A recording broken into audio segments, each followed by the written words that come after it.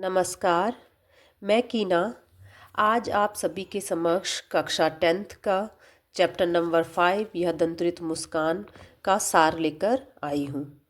इस पाठ का सार इस प्रकार से है, ठीक है। तुम्हारी यह दंतुरित मुस्कान मृतक में भी डाल देगी जान। अब जो कवि है, कवि को बच्चे के जो नए नए निकले दांतों की मनमोहक मुस्कान में जीवन का एक संदेश दिखाई देता है, ठीक है। इसीलिए वह क्या कह रहा है कि बच्चे के जो नए नए निकले दांतों की मनमोहक मुस्कान को देखकर जिंदगी में जो लोग निराश उदासीन लोगों के हृदय में भी क्या है, प्रसन्नता से खिल उठते हैं। जैसे उन्होंने कहा तुम्हारी यह दंतुरित मुस्कान, यानी कि बच्चों को संबोधित करते हुए कहा कि जो तुम्हारी ये नए नए दांतों वाली मुस्कान है ये मृतक में भी क्या डाल देती है, जान डाल देती है। मृतक का मतलब जो उदासीन लोग हैं, ठीक है, जो जिंदगी से क्या हो गए हैं, निराश हो गए हैं, उनके हृदय में भी किसका संचार कर देती है, प्रसन्नता का संचार कर देती है।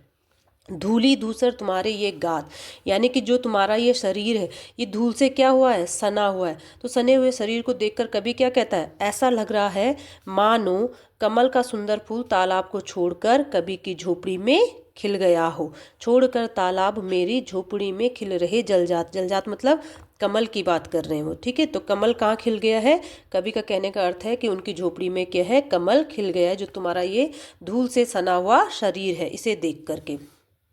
आगे कवि कहता है कि शिशु की मुस्कान इतनी निर्मल व पवित्र होती है कि पत्थर दिल वाले व्यक्ति ने भी जब शिशु का स्पर्श किया होगा, जो कठोर हृदय वाले लोग होते हैं, जब उसने इस बच्चे का स्पर्श किया, इस बच्चे को छुआ होगा, तो वह भी क्या है, अपनी कठोरता को छोड़ कर के विनम्र बन गया होगा, पिघल कर जल बन गया होगा कठिन पाषाण, ठीक है। अगली लाइन है, छू गया तुमसे कि झरने लगे पड़े शेफालिका के फूल, बांस था कि बबूल।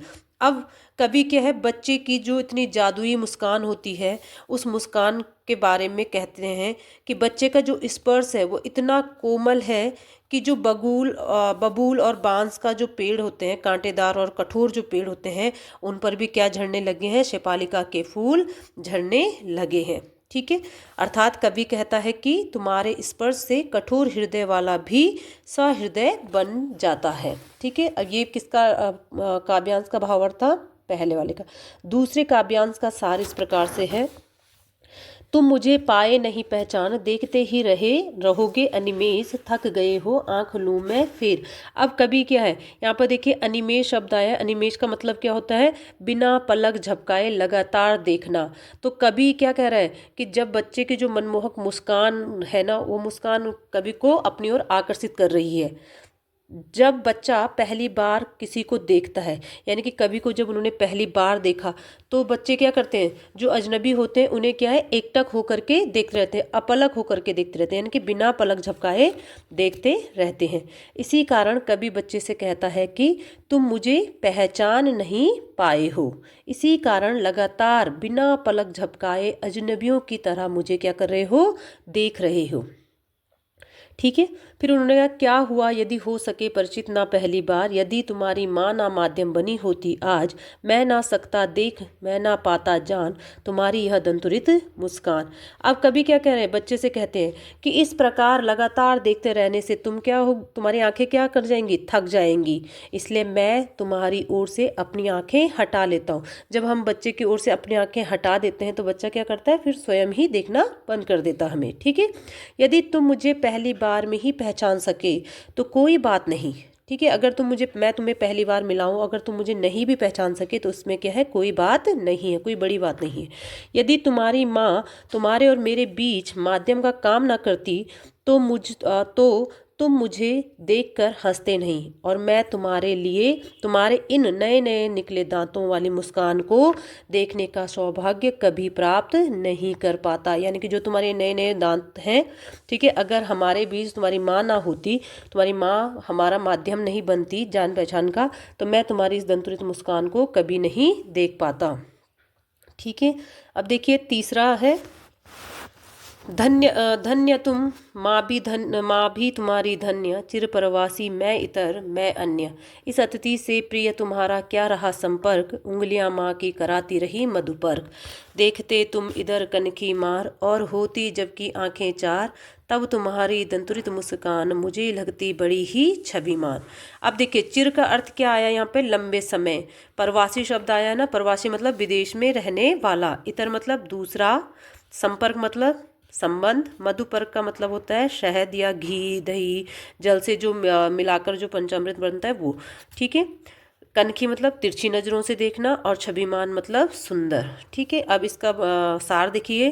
कभी बच्चे की मधुर मुस्कान देखकर बच्चे की माँ के प्रति आभार प्रकट करता है और कहता है कि तुम धन्य हो और तुम्हारी माँ भी धन्य है। बच्चे को क्या कह रहे हैं, तुम भी धन्य हो और तुम्हारी माँ भी धन्य है, जो तुम्हें एक दूसरे का साथ मिला। जो तुम्हें क्या है, एक दूसरे का साथ मिला, क्योंकि कभी क्या है उनके साथ में नहीं रहते हैं, कभी क्या है बाहर रहते हैं।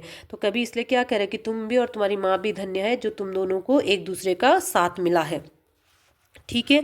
फिर वो क्या कहते हैं आगे, हे प्रिय, मैं एक अतिथि हूँ, मुझसे तुम्हारी आत्मीयता कैसे हो सकती है। मैं तो क्या हूँ, एक अतिथि के समान हूँ। इस अतिथि से प्रिय तुम्हारा क्या रहा संपर्क। इस लाइन का अर्थ है कि मुझे क्या है, मैं क्या हूँ, तुम्हारे लिए एक अतिथि हूँ, और अतिथि से तुम्हारा आत्मीयता कैसे आएगी, यानी कि हम उन्हें कैसे पहचान पाएंगे। ठीक है। अपनापन कैसे महसूस होगा। मैं तो सदैव तुम्हारे लिए अपरिचित ही रहा हूँ। ठीक है। तुम्हारे लिए तो तुम्हारी माँ की उंगलियों में ही आत्मीयता है। ठीक है। जिन्होंने तुम्हें पंचामृत पिलाया, इसलिए तुम उनका हाथ पकड़कर मुझे तिरछी नज़रों से देख रहे हो। बच्चा क्या है, माँ के पास वैसे भी स्वयं को क्या मानता है, सुरक्षित मानता है। और जब कोई अजनबी आए तो बच्चे क्या है, अपनी माँ के पीछे छिप जाते हैं या माँ का हाथ पकड़ लेते हैं। ठीक है। तो कवि क्या है उसी बारे में कह रहे हैं। जब तुम्हारी नज़रें मेरी नज़र से मिल जाती, तब तुम मुस्कुरा देते हो। यानी कि जब तुम्हारी और मेरी नज़रें क्या है आपस में मिल जाती है, तो तुम मुझे देख करके क्या करते हो, मुस्कुरा देते हो। और उस समय जो तुम्हारे नए नए निकले दांत हैं, वो नए नए निकले वाली दांतों वाली जो मुस्कान आती है ना, वो मुस्कान अति प्रिय लगती है। वो मुस्कान कैसी लगती है, अति सुंदर लगती है। ठीक है। धन्यवाद। अब इस पाठ का जो अगला पाठ है फसल, उसे हम अगले पाठ में पढ़ेंगे। आप सभी को अगर यदि सार समझ आया तो आप सभी सब्सक्राइब कीजिए चैनल को, बेल आइकन दबाइए, शेयर कीजिए और कमेंट्स कीजिए, ताकि मैं आपके लिए आगे और वीडियो बना सकूं सार वाले। क्योंकि सार अगर आपको समझ में आ जाएगा तो आपको बोर्ड परीक्षा में आंसर लिखने में सरलता होगी। ठीक है। और इससे एमसीक्यूज भी पूछे जाते हैं, वो मैं आगे आपके साथ शेयर करूँगी। धन्यवाद।